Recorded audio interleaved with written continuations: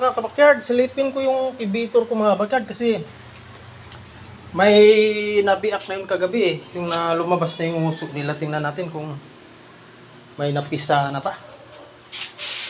Ayos sana kung may napipisa na. Uy! Ayos mga kabakyard. Ayan oh. Ha! Galing! 3. Ayan oh, 3. Hindi natin buksan to mga kabakyard kasi bawal to na bukas ng incubator. Mawawala yung init. Yan eh, 3 yan oh. Oh, sana yung 2? Oh, ayan oh. Sumilip na. Ayan, 2 oh. Ang galing, puro puti. Anak to sa White Kelso. Na original natin na Biboy Enriquez. Ayan. Pati yung isa. Sana. Ayun, nakatalikod. Puti rin. Ayos, puro White Kelso ito. Ang galing. Gumagana na naman uli yung aking incubator. Dati kasi nakarangasalang ko. Mahigit 30 itlog. Naluto lahat. Parang niluto sa kalan. Sobrang init. Ngayon ay may napisa na yan. Pro puti.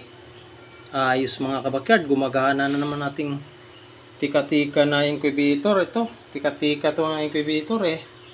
Yan, gumagana naman siya oh. Ayun. Ayos. Sasalang na naman tayo ngayon.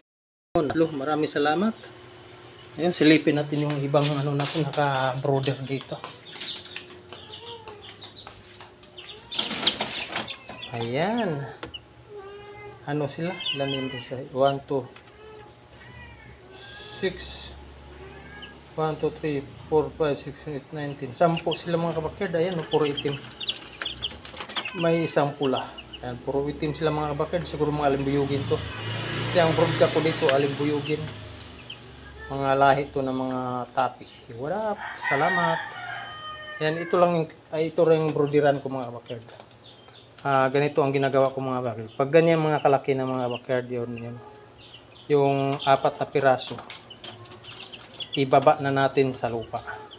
Kasi pag tumagal sila dito mga backyard sa brooder, pabuti natin ng mga 1 buwan. Once nga ibaba mo sa lupa, mahihina na sila. Madaling magkasakit. Dapat ganyang kalaki na kumpleto ng balahibo, ibaba na sa lupa para dyan sila titibay. Talagang hindi sila magkakasipon. Nasubukan ko yun ngayon eh. Kaya mamaya hapon dalhin ko na yan sa bundok. 1, 2, 3, 4. 1, 2, 3, 5. Dalhin ko yan mamaya sa bundok. Thank you. Bye bye.